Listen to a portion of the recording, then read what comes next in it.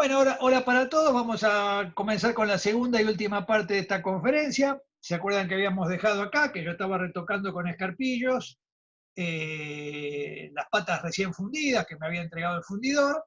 Y a continuación vamos a comenzar con la segunda y última parte. Entonces, ¿se acuerdan que habíamos hablado que yo les noté los detalles que yo estaba viendo, que no estaba exactamente ajustado, se había un poquito deformado por el calor, por la temperatura, por el cincelado, el cierre superior con el cierre inferior, ¿no es cierto? Entonces, bueno, ahora con fierros, ¿no es cierto? Con aguantadores que tienen la forma, ¿ven? No sé si alcanzan en este caso, este es un aguantador que tiene una forma curvada hacia adentro, cóncava, que tiene justo la misma forma que es donde yo golpeé para definir bien estos gajos, ¿no es cierto? Entonces voy a colocar esta parte de la plata sobre esta parte cóncava y con este martillo que es convexo, con la misma forma y mismo tamaño, lo voy a hacer embutir siempre muy suavemente, porque lo que estamos buscando es de modelar esa forma, de modificar esa estructura, pero sin cambiarla. ¿Qué pasa? Si yo golpeo muy fuerte, como es acero, golpeando sobre otro acero, el metal se estiraría, y si se estira, soné, porque no tengo manera de volverlo a recoger. A lo sumo, lo único que puedo hacer es estirar la parte de abajo para emparejarla, con el consiguiente problema que cada vez se va deformando más y va perdiendo el plano y la forma ideal, ¿no es cierto? Entonces, estas cosas hay que hacerlas siempre con mucho cuidado. Ahí está, ahí se ve el martillo en movimiento.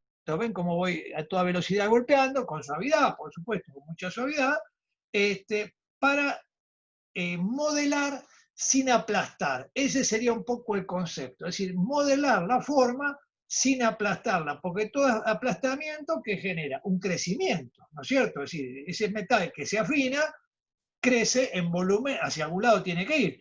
Hacia donde sea está mal, no puede crecer nunca, porque si crece estamos perdidos porque queda más grande que la otra mitad. Entonces siempre tenemos que golpear para modelar, pero sin llegar a deformar el objeto. Fíjense ahora que cambié, miren, cambié de tipo de bigornia y cambié de tipo de martillo. Vamos para atrás, ¿ven? Miren, ¿ven? Es otro tipo de fierro con un tipo de martillo, traten de recordar esta forma. Y ahora es otro tipo de martillo con otro tipo de bigornia, porque obviamente uno va cambiando. Por eso yo siempre les conté, ¿se acuerdan cuando dimos la clase de el forjado y el batido en la orfebrería, ¿no es cierto? Así que en el batido más o menos con tacos cavados y martillos se arregla todo. Ahora, en el forjado hace falta 2 millones de fierros distintos porque cada forma requiere una forma específica de aguante. No se puede usar cualquier martillo con cualquier aguantador, porque obviamente si uno usa cualquier martillo con cualquier aguantador, sale cualquier cosa. Entonces hay que usar el aguantador exacto, con la forma precisa, con el martillo exacto. Por eso que yo siempre insisto que los fierros, más allá de que uno compre algunos de fábrica, siempre hay que reformarlos al gusto de uno, ¿no es cierto? Y si se puede, como hago yo, mandarlos a fundir a alguna fundición para hacer el fierro justo de lo que uno necesita según el trabajo. Una imagen panorámica de lo mismo, pero fíjense que ahora cambié de vuelta de martillo. Ahora tengo uno finito, muy largo, pero es muy largo porque me servía la punta, no porque necesitaba que fuera tan largo, porque estoy haciendo un detallecito muy chiquito, y fíjense que acá sobre la bigornia tengo 3 distintos tipos de martillo que fueron los que fui cambiando. ¿Se acuerdan? No sé si se acuerdan, en la clase de forjado y batido, era el aguantador ese de fundición montado sobre un taco de quebracho, donde voy cambiando las distintas bigornias, ¿no es cierto? Y en este caso, fíjense que es otro tipo de martillo. Vuelvo para atrás, ¿ven? Este es un tipo de martillo, este es otro tipo de martillo. Es decir, que en este caso usé 3 tipos de martillo distintos simplemente para llegar a dar la forma que yo estaba buscando precisamente. Bueno, acá una foto simplemente de la pared donde tengo la mayoría de las bigornias y los aguantadores, ¿ven? Distintos tipos de fierros que son los míos propios, que bueno, son distintos a los que, sí, distintos, pero muy parecidos con respecto a los que tenemos en la escuelita, ¿no es cierto? Entonces, bueno, acá tengo todo un panel que, bueno, voy eligiendo el que voy necesitando y todo eso. Acá está esa barra grande de forjado, ¿se acuerdan que les mostré el otro día que es tan útil cuando uno quiere levantar una forma así al aire, ¿no es cierto? Muy bien, las gomas, a ver si la parte de atrás, claro, ¿ves? Acá arriba, cuando da el pasillo donde van para las pulidoras, todo eso, tenemos toda esta estantería con gomas, y ahora vemos el detalle, fíjense, y fíjense los colores de las gomas. Mientras más oscuras, quiere decir que más viejas son, porque la goma se va percudiendo, se va engrasando. Entonces, imagínense en estas más oscuras los años que tienen, ¿no es cierto? Yo empecé a trabajar con fundición a la cera perdida ya por el 80. Así que ya hace 40 años que tengo gomas, y pueden dar testimonio el color de estas gomas, de estas grandotas que son las más viejas, que era cuando hacían platería de mesa, que se hacían grandes objetos, entonces hacen falta grandes formas, ¿no es cierto? Entonces, bueno, grandes estructuras fundidas, qué sé yo. Y las más claritas, como estas, acá a la izquierda, son las más nuevas, que tienen 2, 3 años, 4 años, qué sé yo. ¿eh? Entonces, y muchas veces estas gomas uno las va intercambiando, las va variando, la va utilizando para distintas cosas. No es que yo hago una goma y esa pata me sirve para esa cosa o esa perilla solamente para una cosa. No, la resignifico, la reformulo y la uso para otra cosa, ¿no es cierto? Sí, esa es un poco la idea, ¿no? Aprovechar la capacidad instalada, como se diría, ¿no? Bueno, ahora sí vamos a hacer algo interesante que no habíamos visto en ninguna de las conferencias, por eso elegí esta conferencia, que es el tema de la bisagra. En este caso es una bisagra gigante, porque imagínense el tamaño de la pieza, el peso que tiene, porque pesa arriba de los 2,5 kilos este objeto. Entonces hay que hacer una bisagra, lo que se llama de asiento, de gruesos espesores. Entonces, primero, bueno, presentado ante la forma de la coquera, hago en cartón un molde de lo que va a ser, marcándolo sobre la coquera, la circunferencia de ese borde y el tamaño que va a tener el asiento de la bisagra. Y esta chapa que acá ven que dice 1,20, es decir, 1,20 mm, con esta chapita voy a fabricar el caño que va a ser de la bisagra, ¿no es cierto? Muy bien. Entonces, bueno, acá pueden ver un gran alambrón de plata de 5 milímetros o 6, ya no me acuerdo. Acá está el pedazo de alambre cortado y ya ven que venía en rollo, por supuesto lo enderecé a martillo con martillo de madera, y ya preparé el cañito de lo que va a ser la bisagra, y esta va a ser la espiga de la bisagra, ¿no es cierto? Entonces tenemos el pedazo de alambrón, acá tenemos el fierro, el pedacito de la espiga de acero en la cual doblé este cañito, vamos a verlo a continuación, eso luego, y el pedacito de alambre que va a ser de espiga. Y esta es una chapa más gruesa, mucho más gruesa, de 2,5 milímetros de espesor, es tremenda chapa, que voy a sacar el pedazo que va a ser de asiento, que es este pedazo de cartón que ya lo calé. Y esta lo voy a marcar sobre esta chapa gruesa de 2,5 milímetros. Ahí está, ven como ya saqué los dos pedazos de lo que van a ser los asientos de las dos bisagras, de las dos partes de la bisagra, la saqué calándola de esta gran chapa de 2,5 milímetros de espesor, y no sé si se alcanza a ver que ya marqué con lápiz las 5 marcas que van a servir para hacer los 5 tajos para los 5 cañitos de los 5 elementos de esta bisagra, ¿no es cierto? Y acá, por supuesto, al lado el alambrecito rectificado que va a ser de espiga. Ahí está, ¿ven? Ya he soldado estos grandes pedazos de chapa gruesa que van a ser los asientos sobre los cañitos previamente cortados, y que ya los pasé forzándolo bien para que quede bien rectificado con la misma espiga de acero para dejarlo perfectamente nivelado. Una vez que está perfectamente rectificado y nivelado, se pasa el alambrecito de plata una vez que ya está soldado. Y acá tenemos la imagen de la bisagra con asiento. ¿Por qué se le llama bisagra con asiento? Porque precisamente estos grandes pedazos de chapa van a ser de tope, de asiento, para que la tapa de esa coquera se abra hasta cierto punto y no más allá, tocando en sus ángulos interiores, que son los de atrás. Si yo le soldara los cañitos directamente, no tendría ningún tope, y entonces la caja, la tapa se abriría totalmente. Cuando se le hace un asiento es precisamente para que tenga un tope esa abertura y no se pase de ese punto, ¿no es cierto? Porque una pieza tan grande, de 2,5 kilos, capaz que un alambre de golpe sin querer, y si no tiene asiento, si no tiene tope, se cae para atrás todo el objeto porque es muy pesado, ¿no es cierto? Entonces, y aparte por una cuestión de resistencia mecánica, porque semejante bicho necesita una bisagra suficientemente reforzada que aguante el uso y el abuso, ¿no es cierto? Ahí está. Entonces, una vez que ya soldé, como vimos antes, los caños a las dos asientos, al superior y al inferior, ya lo presento, en este caso en la tapa de la coquera, y lo sueldo, como siempre, en este caso con una soldadura al 60%. ¿Por qué una soldadura al 60%? Porque obviamente los cañitos los soldé al 73% para no correr riesgo de que se me fundan cuando hago la gran costura de plata para unir el asiento superior con el cuerpo de la coquera. Otra imagen, como está todo presentadito, ven como nivela como siempre, con ladrillitos, con fierritos, porque esto, imagínense que la bisagra tiene que estar absolutamente a plomo, porque si no, cuando se abre la tapa, se abriría de costado.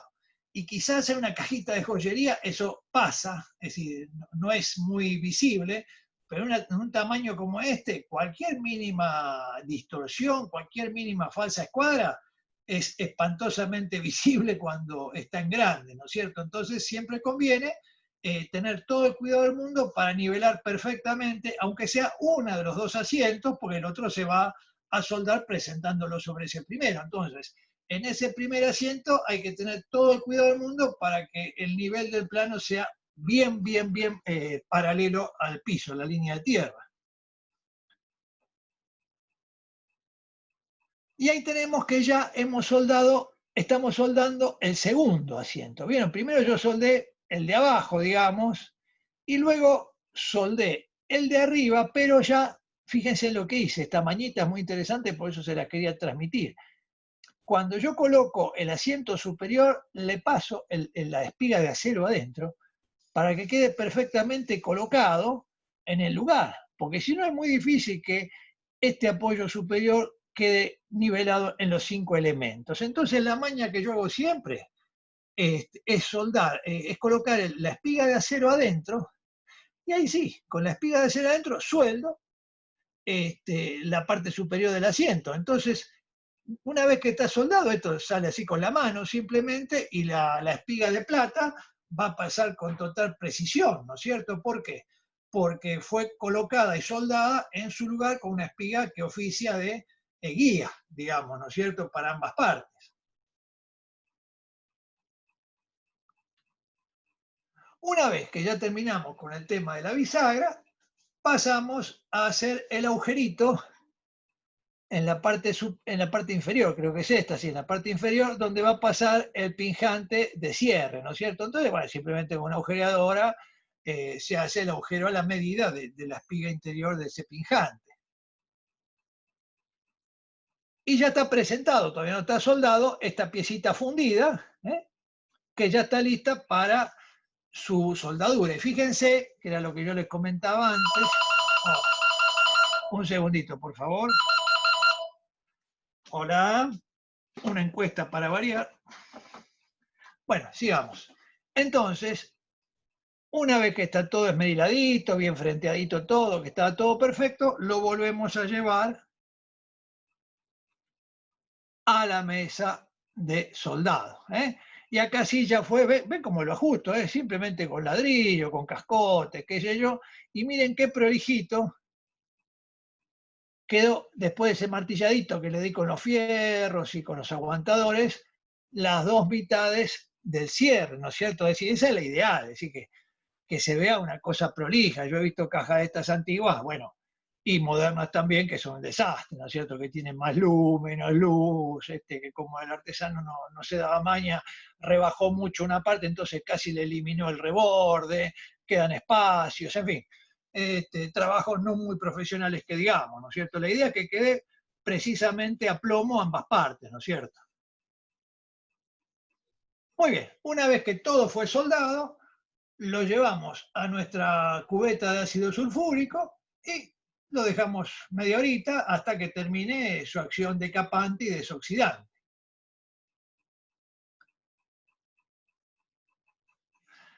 Y acá simplemente lo puse porque como me olvidé de fotografiar la parte de cómo hice el caño, acá muestro simplemente un bloque de acero con los pasadores en distintas medidas de caño y el fierrito donde vamos doblando una chapita hasta transformarla en forma de caño. Y ven acá a la izquierda, que el otro día les había mostrado, donde tengo colocado el gran tas de asiento, y al lado un tas de clavar, y acá hay unos ganchos de ferrocarril que los reformé como fierro de uso, ¿no es cierto? Otra vista, cómo se va cerrando el cañito.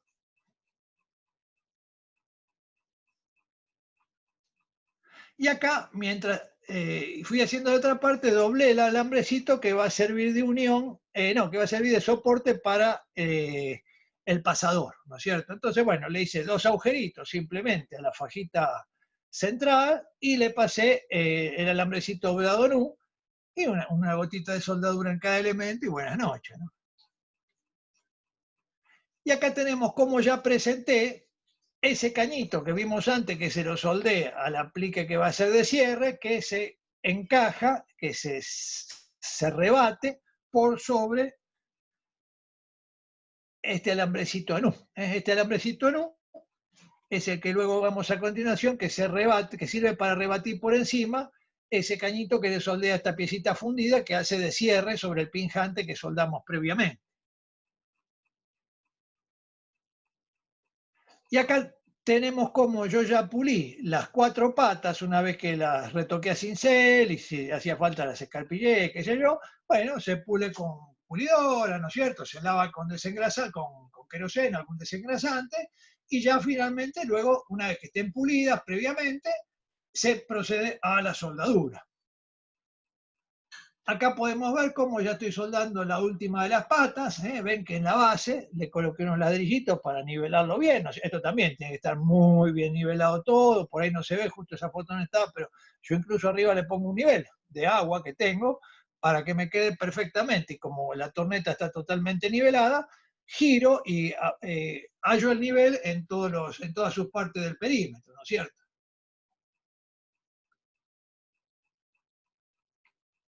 Ahí va, un acercamiento, como voy calentando, primero con una llama suave y luego con más potencia hasta llegar a temperatura al rojo para depositar un pedacito de la baqueta de soldadura. En este caso, se imaginarán, soldadura de bajo porcentaje de fusión, ¿no es cierto? Un 60%, cosa de no correr riesgo de poner demasiado rojo en la pieza y si un día de mañana, por cualquier motivo, hay que desarmarla, esas patas se desueldan con bastante facilidad.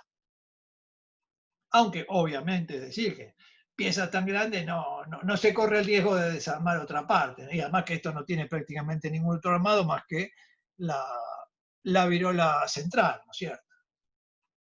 Pero ya, como les digo siempre, ya por una cuestión de procedimiento, de correcto procedimiento, uno ya hace las cosas como deben ser, aunque quizás no sea tan necesario en determinados casos, pero es una cuestión ya de educación profesional, ¿no es cierto? Y podemos ver el interior como esa gruesa faja, esa faja ancha, recubre todo el perímetro interior, que es donde se va a encajar a presión la parte superior.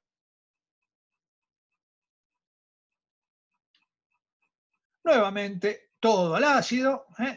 Ahora sí, ya quedó todo soldado. Ven bisagra, el pasador de cierre, el ajuste, el pinjante, las patas. Y ahí tenemos la pieza ya salida del blanqueado, del blanqueo, y lista como para comenzar el pulido, el trabajo de pulimentado.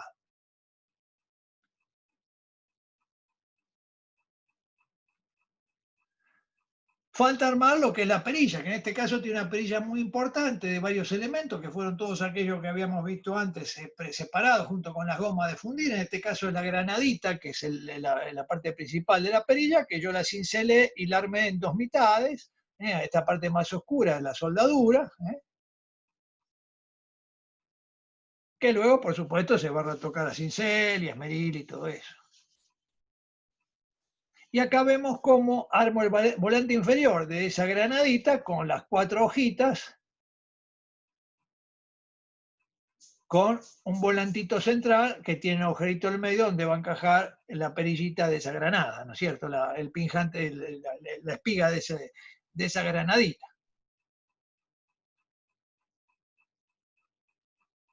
Esta es otra sección que sería como una especie de doble florona. Estas son dos collarines de flores que son de uno arriba del otro, que va a ser como el basamento de esa granadita. Así, es toda una perilla armada en varias partes, ¿no es cierto?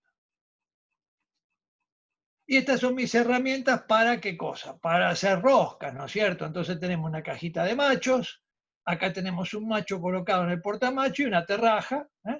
Y acá tenemos mechas de las calibres justos que corresponden con los machos, acá tenemos una pinza de cierre paralelo, que son muy interesantes para agarrar estas partes, porque no cierran como todas las pinzas que se cierran la punta, sino que cierra paralela, un doble sistema de encaje, y permite agarrar las piezas con mucha precisión sin peligro de marcarla. Y acá a la izquierda es una pinza de ajuste simplemente, pero de acero, no de madera, que muy antigua, que la tengo desde que empecé en el oficio, que son muy útiles para agarrar estas cosas chiquitas. Pueden ver acá un pedacito de alambre de plata de 1/4 de pulgada que salió de acá, esta varilla de 1/4 de pulgada de plata, y esta es una piecita fundida que ya la hice especialmente con mariposa, todo, que luego simplemente con el macho le refresco la rosca que ya estaba previamente hecha en la fundición original, ¿no es cierto? Entonces tendríamos esta perillita, la que se va a soldar en la parte inferior perdón, esta espiga roscada, la que se va a soldar en la parte inferior de la perillita, y esta es la mariposa que oficiaría de tuerca, ¿no es cierto?, de ajuste. Otra vista de mi equipo de terrajas y machos, ¿no es cierto? Es bastante común, pero bueno, lo muestro para que se tenga una visión general de lo que hace falta para este tipo de trabajo. Muy bien, entonces una vez que blanqueamos esos apliques fundidos, también le vamos a una retocadita a cincel, como una refrescadita, como siempre hago. En este caso la granada, si bien es hueca la pieza, como es de un espesor importante, yo la hice como chapa de 1,5, qué sé yo, ni siquiera es necesario que la rellene con pasta de cincelar, porque la estructura es muy gruesa, la chapa es bien robusta, y como arriba simplemente le vamos a hacer un graneadito, un texturadito muy suave, no corre ningún peligro de abollarse. Entonces, así como está hueca, recién soldada, se retoca cincel. En este caso no hay problema porque es una chapa gruesa cincelada, ¿no es cierto? Otra imagen que ya fueron retocadas a cincel a ambas partes, ven cómo está brillante. Esto no fue por pulidora, sino por los mismos cinceles que, como son pulidos, ¿eh?, brillan y bruñen la superficie.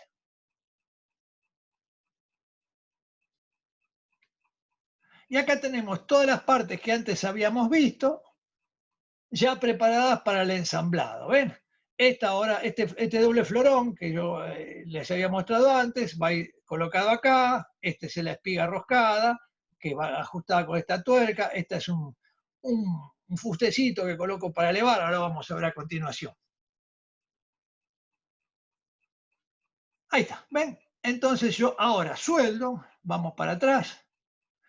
Tuve que volver para atrás porque no me acordaba cómo lo había hecho. Uno hace tantas cosas que... Claro, entonces esto fue así. Este florón doble fue soldado en la culata de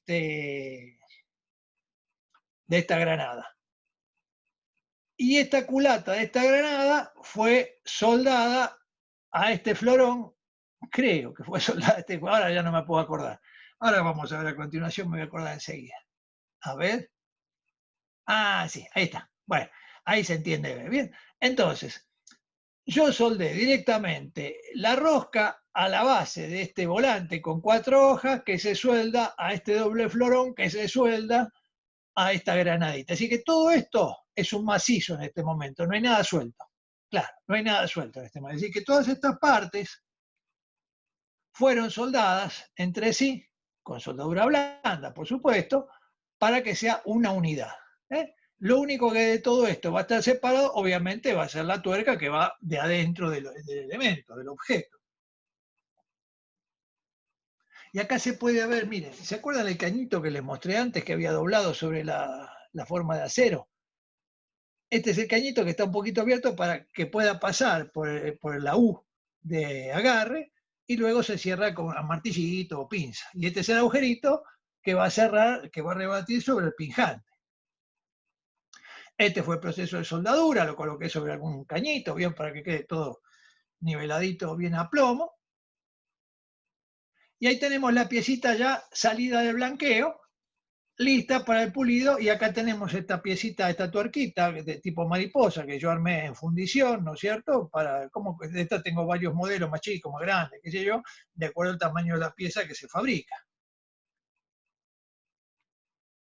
Y ahí tenemos la pieza ya con la perilla atornillada abajo presentada y también con el cierre, ¿no es cierto?, por bisagra, presentado, listo para su pulido. Ahí va, otra vista superior.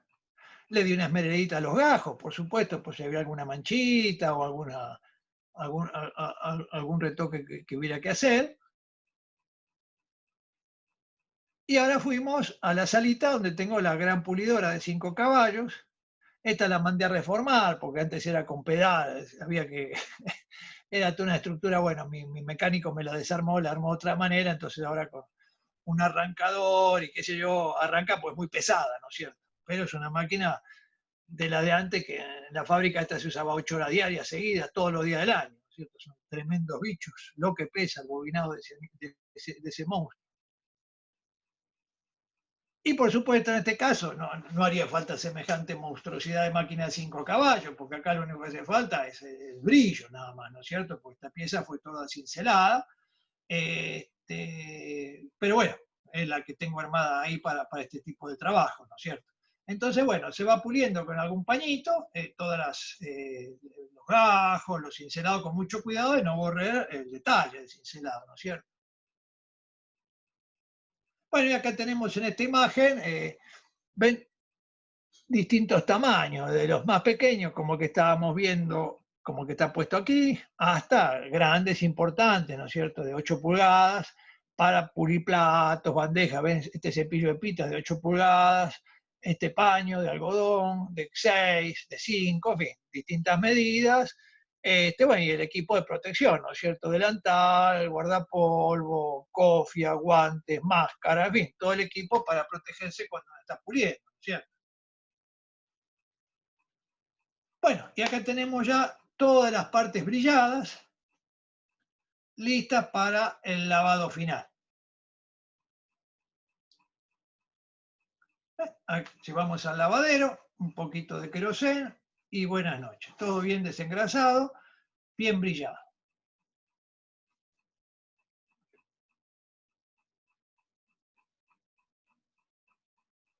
Y ahora falta el último paso, que es el grabado. En este caso, esta parte del taller creo que sí la reconocen porque me llevé la pieza para el taller de centro, donde tengo la escuelita, que a mi grabador y amigo, Daniel de Bernardi, le quedaba más cómodo, obviamente, porque siempre anda por el centro. Entonces, bueno, lo convoqué un día para que me venga a grabar la cartela con las iniciales de la familia, ¿no es cierto? Yo, por supuesto, podría haberlo grabado a cincel, con uñas y rectos, pero siempre el detalle del grabado le da otra terminación, otra categoría, y es lo tradicional. Entonces, y yo no me quiero arriesgar a hacer un monograma tan complejo porque tengo miedo de hacer lío, porque el grabado no es muy fuerte, ¿no es cierto? Entonces, este tipo de cartelas grabadas siempre lo convoco a mi amigo. ¿Ven? A ver si se ve alguna imagen. Claro, ¿ven? Aquí, esta parte que se le llama cartela, como ustedes ya saben, o reserva, es la que va a ir grabada con las iniciales de la familia, que está acá, ¿ven? Pero, por supuesto, antes de grabar hay que pulir y dejarla lista. Y ahí está mi amigo Daniel, ahí se pueden ver atrás un par de chocolateras de alguno de ustedes, algún jarro de alguno de ustedes, su mate, en fin, las cosas que hacemos siempre en la escuela. Él vino, como siempre, viene antes de hora y me hace los grabados que hagan falta. Ahí se ve en detalle cómo Daniel está grabando las iniciales.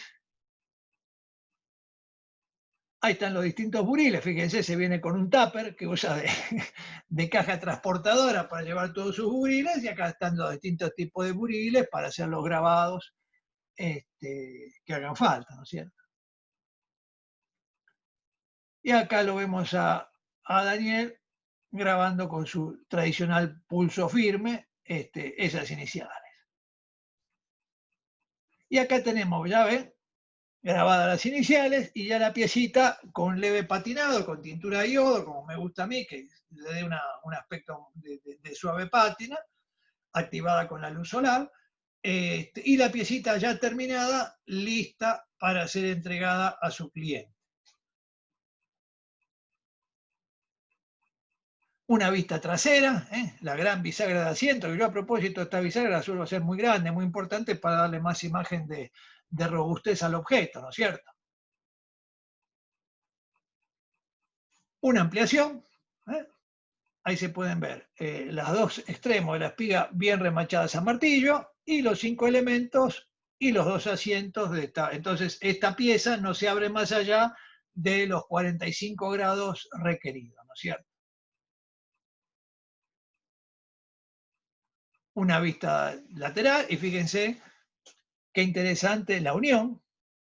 Perfectamente, casi, no entra ni un papel. Yo hice la prueba de tratar de meter un papel, no entra ni siquiera un papel. Es más, yo tengo un medidor de Delgas, que era una herramienta que usaba mi papá, que él era mecánico, que era para medir el ancho de la luz de las bujías. Cuando, imagínense de qué época. Y bueno, entonces uso eso, que son láminas de acero muy finitas, de distintos espesores, y bueno, ni la más finita entraba en ningún lugar, que eso es un poco lo que estamos buscando en el oficio, ¿no es cierto? La precisión, la eficiencia, la cosa perfecta dentro de lo posible en lo artesanal, ¿no es cierto? Bueno, y acá tenemos ya la pieza terminada con la foto de estudio hecha por mi fotógrafo. Y bueno, y con esta obrita terminamos toda esta serie de 4 meses continuos de clases en esta cuarentena que esperemos algún día se acabe. Y bueno, espero que les haya servido de utilidad, que les haya servido también para pasar un poco acompañados entre nosotros todos estos tiempos de pandemias y cuarentenas. Y bueno, acá nos despedimos y bueno, el día que se pueda volveremos a encontrarnos en la escuela. No sé si tienen alguna duda. No, está bien, muchísimas gracias, Emilio. Bueno, bueno, gente. Muchas gracias. Gracias, Muchas gracias, Emilio. Emilio. Fue un Gracias placer. por todo. Nos veremos. Bueno, gente, Bueno. entonces acá nos despedimos y bueno, como siempre nos seguimos comunicando por con los canales habituales de teléfono, internet y todas esas cosas. Les mando un abrazo a todos y bueno, Perfecto, algún buenísimo. día ya nos volveremos a ver.